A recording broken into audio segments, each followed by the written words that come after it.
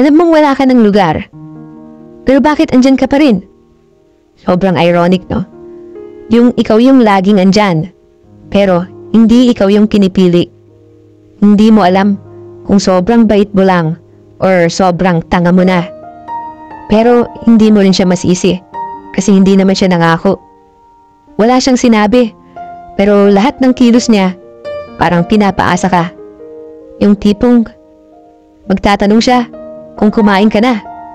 Tatawagan ka kung malungkot siya. Tatahimik pag okay na ulit siya. At eto ka naman, kahit nasasaktan, nagstay. Kasi umaasa kang baka bukas, siya na yung unang mag-text.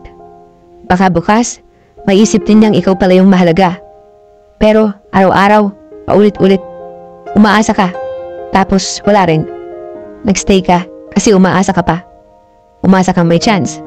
Umasa kang ikaw din pipiliin. Pero sa totoo lang, alam mong hindi. Ramdam mo na.